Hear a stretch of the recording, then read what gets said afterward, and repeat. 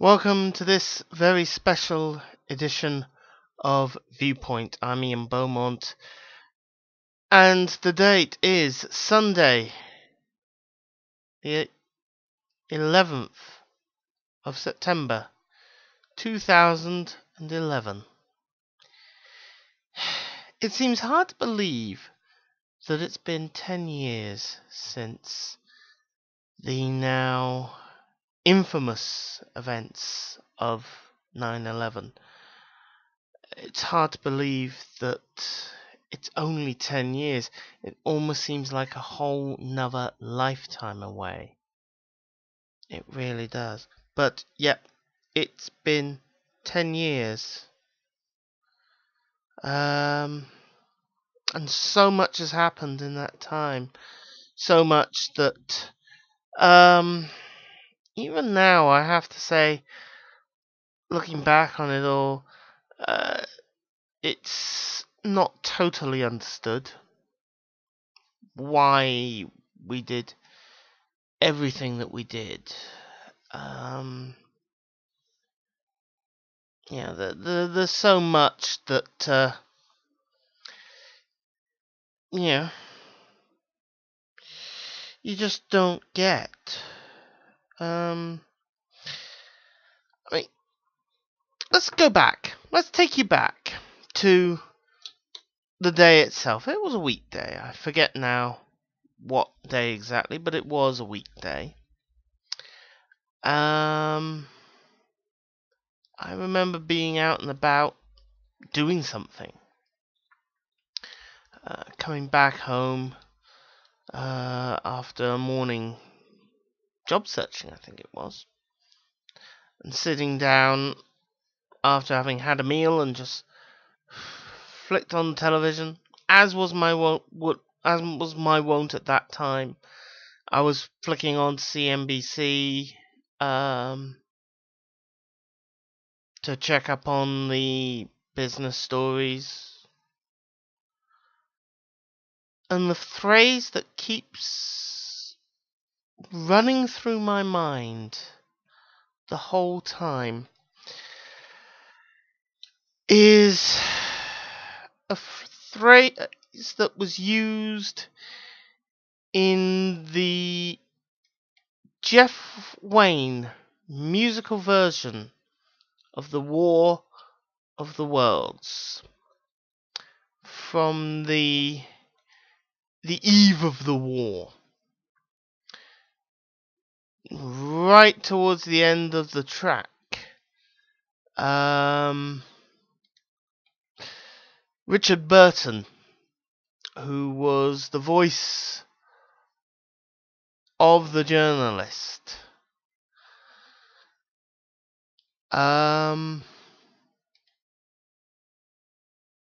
looked or said, it seems totally incredible to me now that everyone spent that evening as though it were just like any other. From the railway station came the sound of shunting trains, ringing and rumbling, softened almost into melody by the distance. It all seemed so safe and tranquil. And the funny thing is, that's exactly how it seemed to me on that fateful afternoon. 1:30 in the afternoon in the UK. Of course, it had been about 8:30 in New York in the morning. And even looking back at video footage of broadcasts that were going on at the time, it seems totally incredible to me now that everyone spent that day as though it were just like any other. It really does. You're not aware of anything until about 1:45, 1:46 I believe it was, when the first plane struck one of the towers of the World Trade Center. That was really kind of weird because, that was breaking news, and that was obviously sort of fairly major news even in and of itself. It was a very, the time it seemed like a very, very tragic accident, or that something had gone badly wrong with the plane. But nobody knew what, how, whatever. So for the next 15 minutes, lots of news channels all around the world were taking this story and running with it as a tragedy. Just about everybody I was paying attention to was.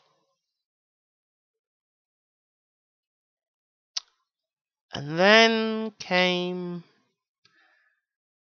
just after 9 o'clock. And live on every TV that was tuned in to the channels broadcasting the footage, which would have been a lot of them the world over. Live in your living room. Certainly live in mine. The second plane crashed into the other tower. And at that point, the world was stunned. Stunned into something they didn't quite understand. What could have caused this? How come two planes can fly into both towers of the World Trade Center? Nobody was really 100% sure for a while. And then, slowly, the reality, the inescapable conclusions began to set in. Sherlock Holmes, rather famously in one of the books written by Sir Arthur Conan Doyle, said, "When you have eliminated the impossible, whatever remains, however unlikely, must be the truth."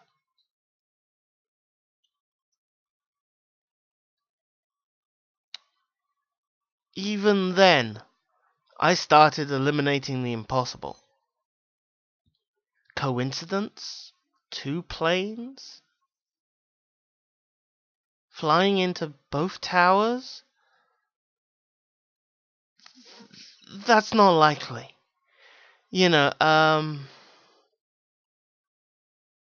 Two catastrophic failures of navigation equipment. Chances, on two separate planes, chances of that are in the billions to one. In fact, they're so far into the billions of one, you could practically call it impossible. So, that gets eliminated.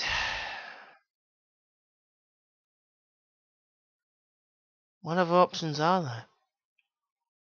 Well, truth to tell, there is only one. And that is a deliberate act, or more precisely, two deliberate acts. But could they be separate acts? No. One plane into one tower, another plane into the other tower? No, not two separate deliberate acts. One act. One mind behind this. With definite purpose. So, it is logical. It is as logical as a set of computer logic circuits. It had to be. It had to be that somebody had deliberately, very deliberately, attacked the World Trade Center. Motive? Unknown at this point. The means we know: 2 aeroplanes. Opportunity. That's the other thing. How did they get the opportunity for this? So you see how these things start piecing together, and even within about an hour of this all happening, I can already feel my blood boiling.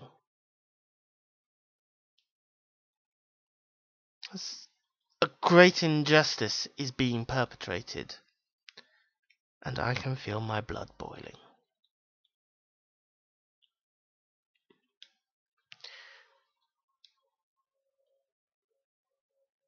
By this time as well, we've had another plane, or at around about this time, we've had another plane fly, this time into the Pentagon. And at that point, all thoughts of anything other than a deliberate attack are totally removed. The chances of coincidence, of 2 planes suffering the same kind of failure, maybe not exactly the same failure, but the same kind of failure, still in the billions to 1. It just wasn't likely.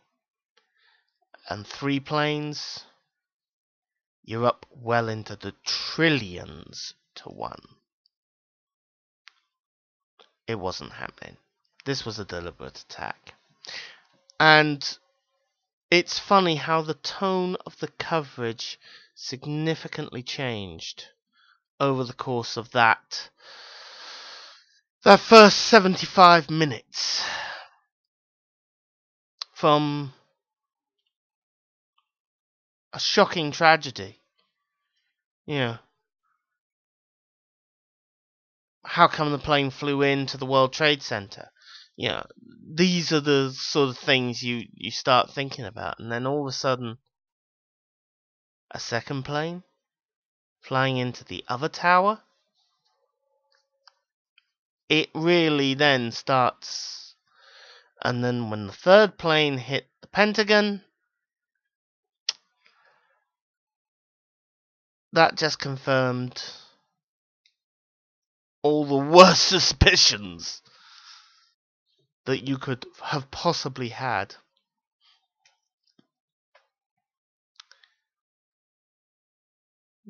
But it's funny, even looking back now on all this, and remembering the anger I felt, remembering the strange feeling of watching history.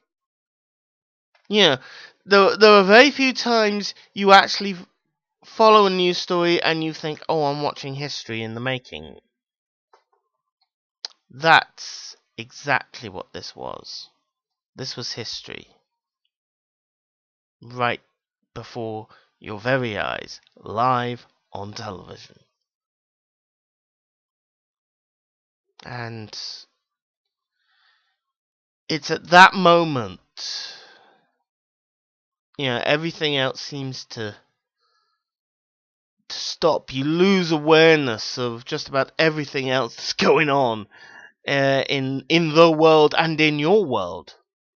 Suddenly, this is your world, and it's small. I mean, it's smaller than the screen in that sense. But that's how that's how much, from your world being massive and lots of things coming in, suddenly the range of what you're focused on is a lot tighter and a lot narrower.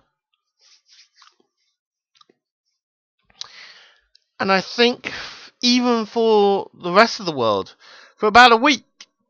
That was it. That was all the world really seemed to care about for that week was 9/11 and those horrific attacks. And they were horrific. The stories that started coming out, even back then, when we knew very little really about what had happened, but suspicions had been forming for a while. Even then, as new details came out,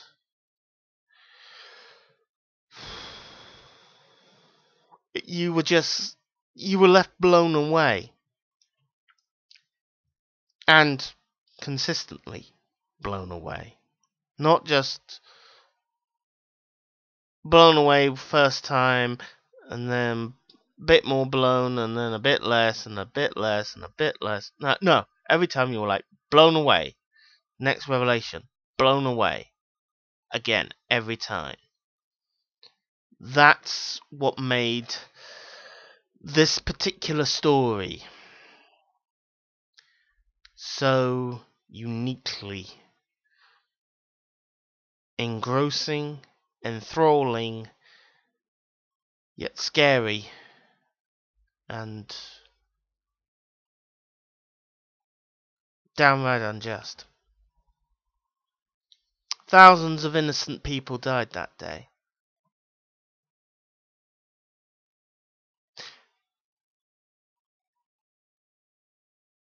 And almost from that point on,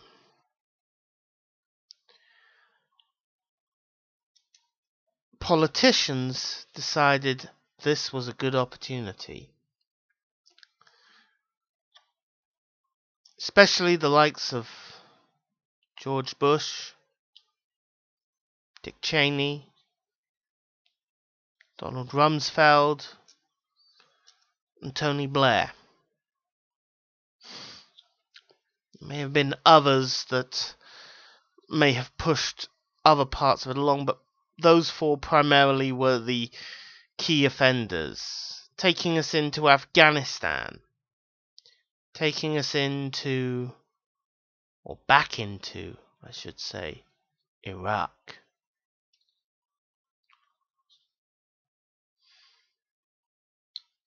On a whole set of false premises. Ideas that had no factual basis at all. None whatsoever. These are the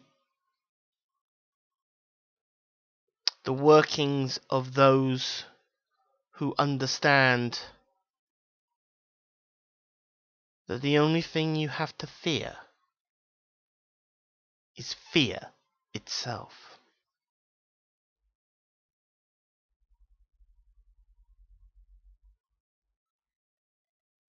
That's right. The only thing you have to fear is fear itself. If you don't fear, you won't feel it. You won't feel fear. You'll feel calm, in control, even if there are dangers. If you don't fear them, you can remain in control of them. But the politicians who were manipulating this event for their own purposes decided to use fear to make people go along with what they were proposing.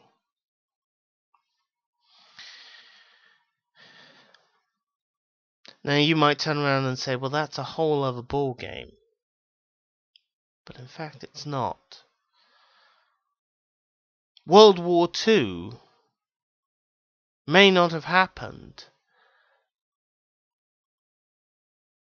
without World War I. the Nazis probably wouldn't have gotten into power if it hadn't been for the fact that Germany had been for 16 years sort of kept under the thumb of the Allies who had previously won in the 1914-1918 war. So you see, events are linked. Certain key events you can trace back and you can say, this happened because of this happened because of this, and so on. And you can trace the lineage of an event back to its source. In this case, 9/11 was the source. And the wars in Afghanistan and Iraq and various other things that have happened as a result, all the way along the line, can all be traced back to 9/11. And that's key.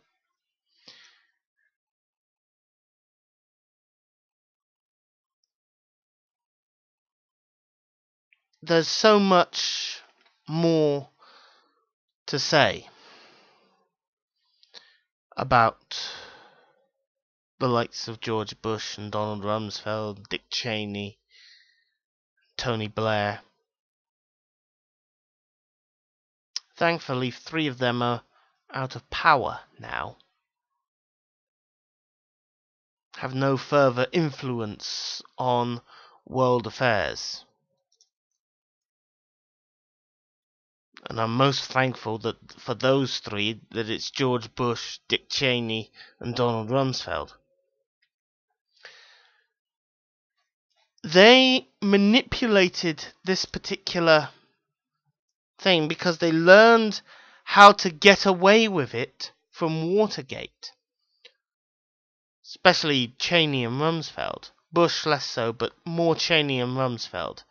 They were 2 junior members of the Nixon administration, and they saw what happened as a result of Watergate, and they learned how to get away with things. And they've put that to good use. Because the current Obama administration is not looking to prosecute them.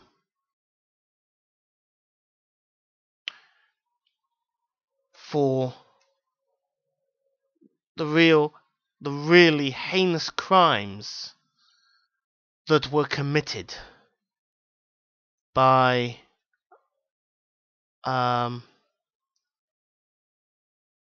many people under direct orders or even indirect orders from the likes of George W. Bush, Dick Cheney, and Donald Rumsfeld. Tony Blair does have a position of power these days, but it's not political power in that sense. He has a position in sorting out. He has a diplomatic position at the moment in the Middle East, and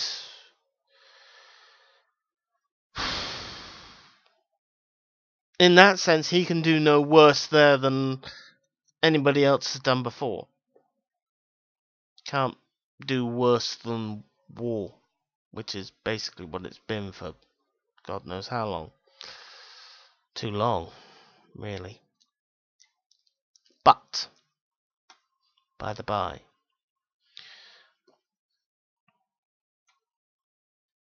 the fact that Cheney and Rumsfeld and George Bush continue to get away with not being prosecuted for what are really war crimes and crimes against humanity and the most shocking abuses of power stems from the fact that because 9/11 happened and shook the world, It shook the United States far more, but it shook the world. Because of all that,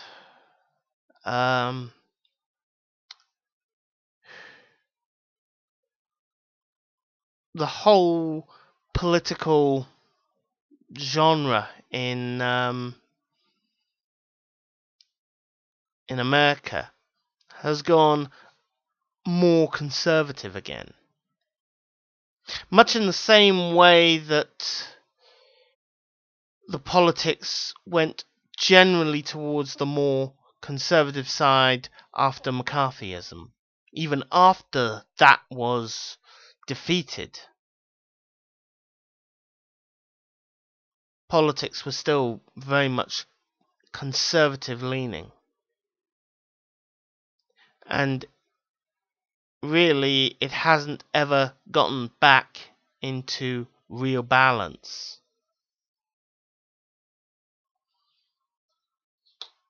Because every time the balance looks like tipping back to balanced, something happens that the Republicans and the conservative right-wing political machines can take advantage of and scare everybody. And that's what happened with 9/11. A madman organized a mass attack on a country for his own reasons. He had his motives, he had his agenda.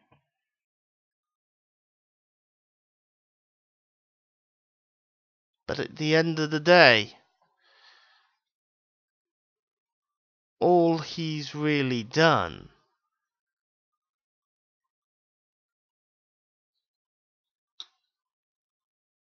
is enabled unscrupulous politicians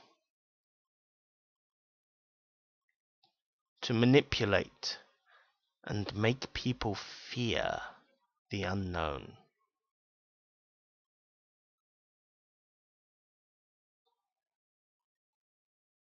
But remember, you have nothing to fear except fear itself. And that is this special edition of Viewpoint on Sunday, September the 11th, 2011. I won't do another one of these 9/11 commentaries now. Not for a few years yet. Maybe not even till the 20th anniversary now.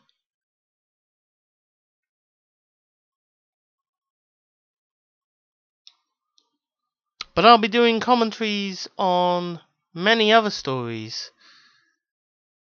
much sooner than that. Every day there's a little Radio Minute podcast that is made available through a podcast link on my blog, cityprod.blogspot.com. Every week is a weekly radio show as well. That also there is a podcast link for. And of course the blog itself I will continue to update as and when I find stuff of interest. So until the next time, stay sharp, stay tuned. Bye for now.